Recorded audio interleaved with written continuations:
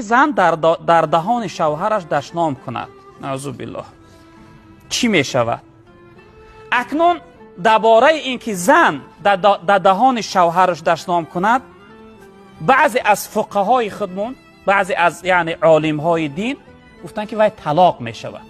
چون که از یعنی گردن بالا چی در دهان دشنام کنی، چی در بینی، چی در چشم، در این اعضاها دشنام کردن اکثر از فقها کفر گفتن، یعنی کفر است. وقتی زنی که شوهر در دهان دشنام کرد، خیلی این گناهی عظیم است، گناهی بزرگ است که اکثر علما یعنی اینا